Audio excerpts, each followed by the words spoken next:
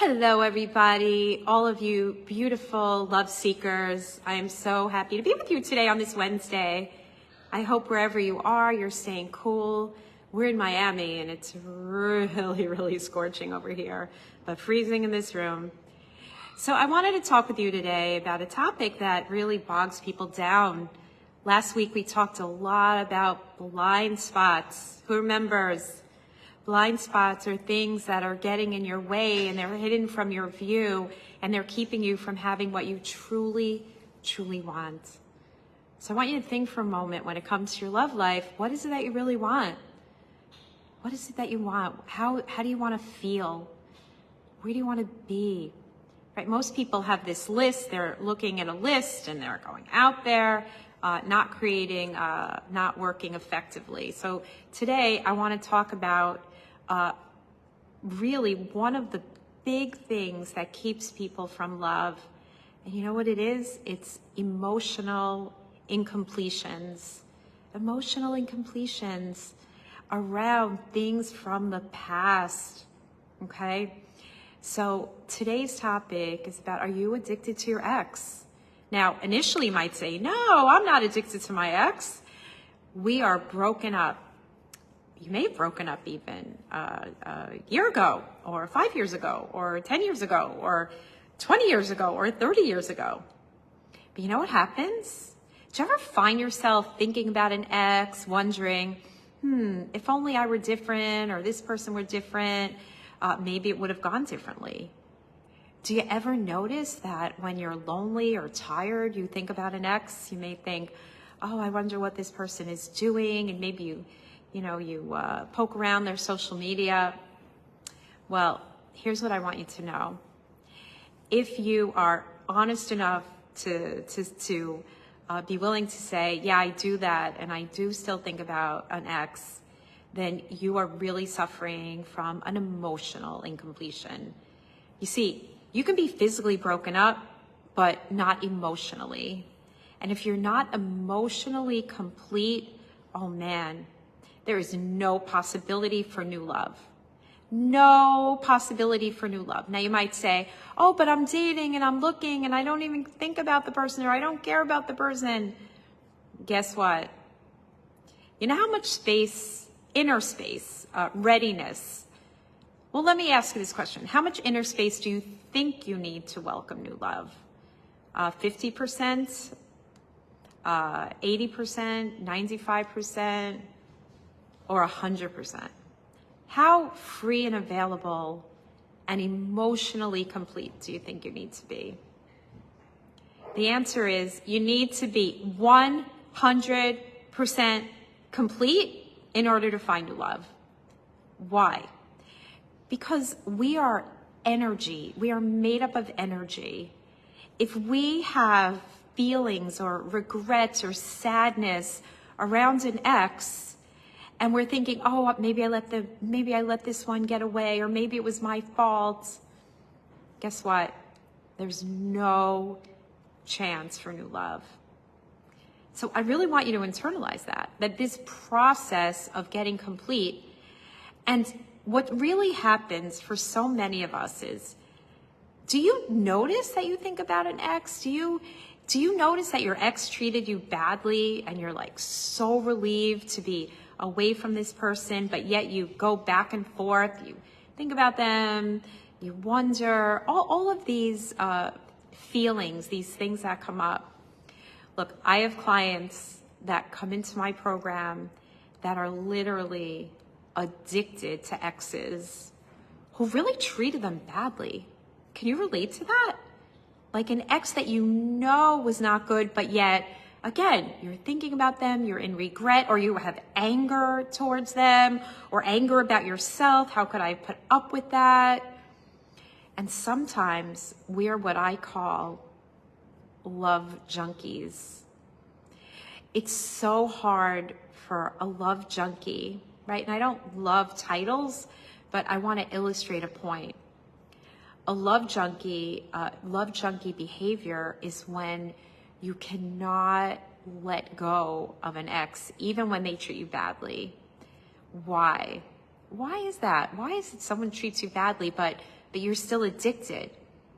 Think about that for a minute. Does it make any sense? You say you want love, but the person who treated you badly, didn't meet your needs, wasn't on your timeline, was cheated on you, was emotionally unavailable, didn't consider, didn't put you first, put you last. Do you ever notice that? Like, yeah, I would just want to be away from that person. But you know what really happens when we're in this love junkie behavior? What's really happening is we're operating from the past, right? And this person who treats us really badly is someone that we inherently want, we need, we have this unconscious need to change them, to fix them, to make them love us. And then we get addicted and we like have to fix it. And then when we're treated badly, we can't get out. It doesn't make sense. Smart, successful women staying in relationships that are bad or get out and they still think about the person. So again, this is happening not because of anything outside of ourselves, but it's happening really at the root core of it because of our unresolved core wounds. I'll say that again. It's because of our unresolved core wounds. Hi, Jennifer. Jennifer Louise. She found her love. I'm so excited for you. She's on my wall. And Deb Asbury, she knows this well because she's on the other side of it. So when we're addicted, it's almost like we revel in being treated badly. Why? Because on some unconscious level, one, we don't feel like we deserve any better. And we are so used to self-loathing and beating ourselves up that it becomes just, it's like a pleasure center. I know it sounds crazy, but we blame ourselves. And this, again, comes from childhood, how we were treated in childhood. Then we get with people who don't meet our needs and we get crumbs. Like, okay, the relationship was good. Sometimes. So what are we really saying if a relationship is good? Sometimes. What are we saying about our real deservedness? Right? We're saying, I don't deserve better. I will accept crumbs. Give me crumbs. And we self-loathe to the point that the other person is right and we're wrong. And then we're so used to being wrong. We're so used to beating ourselves up. So there's another way. And the other way is to wake up and open your eyes to really what is conscious, healthy love, where you're not settling, where you're actually receiving, you're in a healthy, conscious, reciprocal relationship. Imagine that. But if you've never had that, then how are you supposed to know what it is? Right? So what do we revert to? We revert to abusive, nasty relationships where we say, oh, maybe I can't be in one, or maybe it's not in the cards for me. That is so not true. And you guys, you need someone like to snap you into shape, to give you the real information about what is possible, what is available through personal change, not personal analysis of yourself for the next 20 years or fake self-worth. No, I am talking about transformation. So let me tell you a story. Her name is Sabrina Dora Lopez, and I interviewed her about 3 weeks ago. Sabrina Dora Lopez she's beautiful, she's smart, she's creative, she's a healer, she's an Ayurvedic practitioner. But man, oh man, she was in a relationship with a guy who treated her really like garbage, and no exaggeration here. She wants to get married and have a family. She wants to live on acreage. She wants to grow plants and fruits and vegetables. She wants a sweet life with a real partner. Her partner treated her like literally, not subtle, but like, I'm never gonna marry you. Like talking about other women in her presence. Like the red flags were all there for years. To the point that this guy was so hellaciously awful that when her beloved little dog died, instead of him comforting her and saying, oh, baby, I'm so sorry, you know what he did? He blamed her. So it's like a mean, awful parent. And so why would she be in that relationship? Why would she settle? And what she said was, oh, well, there was romance and we had some good times. So what? You could have romantic good times with, almost with anyone, but that's not who she is and that's not what she wants. So why did she stay for 3 years? Why did she take the abuse? Why was she so addicted to such a bad, awful guy? Why are you? If you're listening, why are you clogged up with things when it's counterintuitive? I want love, but I'm not getting it. So I interviewed Sabrina Dora Lopez, and she said to me, so fast forward, she found her love. She found her love.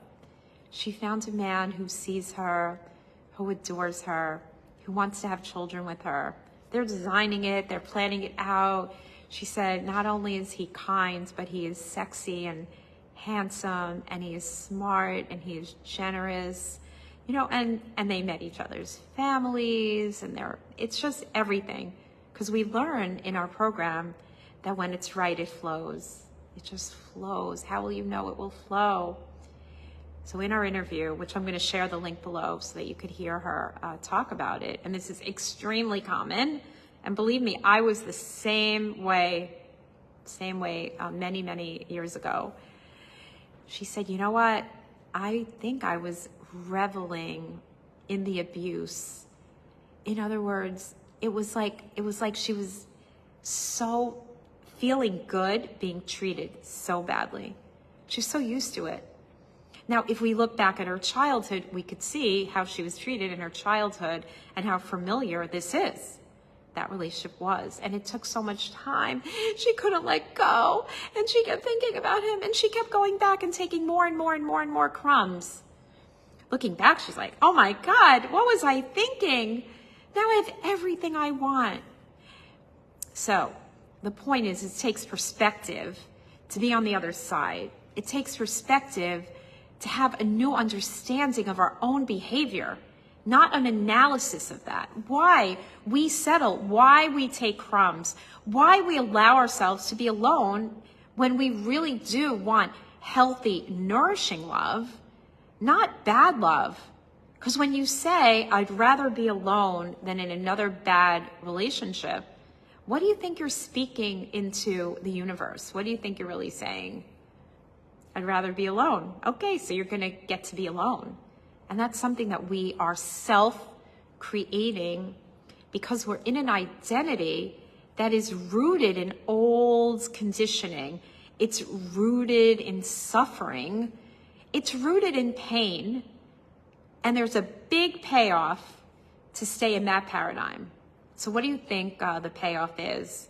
Say, I'd rather be alone. Or staying addicted, incomplete.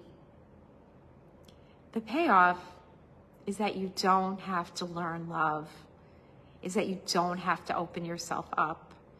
You don't have to take any risks at all. And love, healthy love, is all about receiving. It's about reciprocity. It's about a beautiful congruence where you are, in fact, having your emotional needs met. It's a high vibration.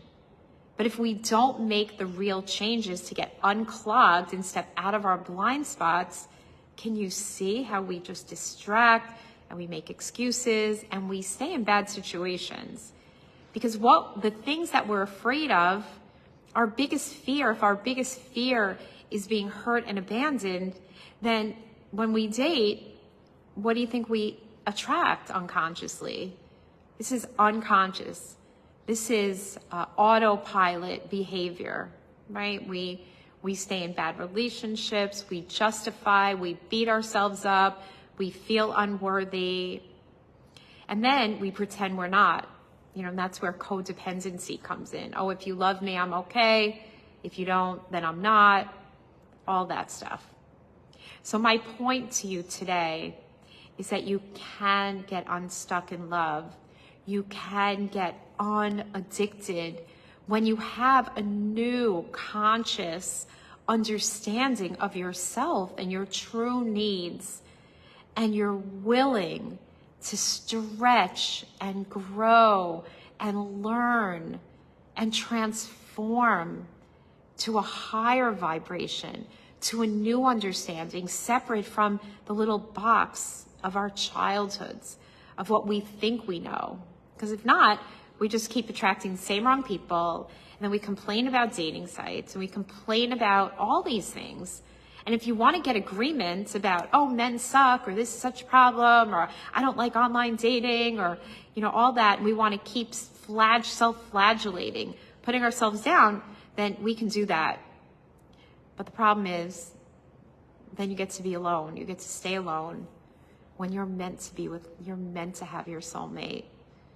Because you can have your emotional incompletions. You can stay addicted to men who don't offer you anything. You can be in romance land or fantasy land that, oh, but we had some good times. Or you can be with your soulmate. And that takes a whole new perspective. That takes a version of you that is open, that is willing to receive. Because we're not used to receiving, right? Who here is used to receiving? No. You give to your kids, you give in your careers, you give. But this is a whole different experience of yourself that I'm talking about.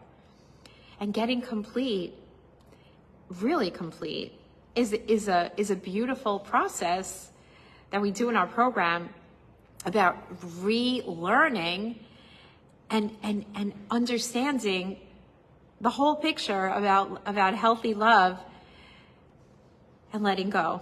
It really is about letting go. Letting go is a big cessation of pressure. It's a new understanding. It's a new empowered story versus the old one that is protecting us from having what we want the most. So who wants that?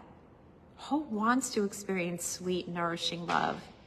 Who wants to step away from old ways, old thinking patterns, so that you can just set a goal and create? It's about be someone who receives healthy, nourishing love in a reciprocal paradigm. Be love.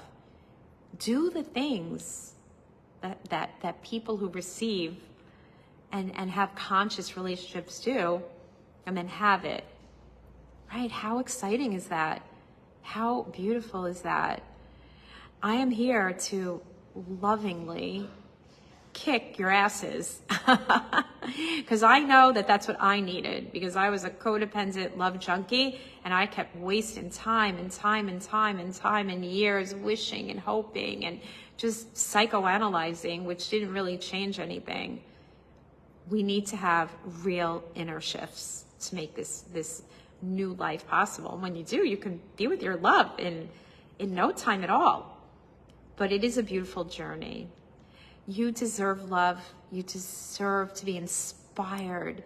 And guess what? The most important thing is, just like Sabrina Dora Lopez said, oh my God, what was I doing? I'm so excited. I'm so happy I did the work, the real work, the transformation, the ahas, the breakthroughs that call us into a new way that really calls in healthy love. Not woo-woo, sit around, I'm a good person, it's going to happen. No.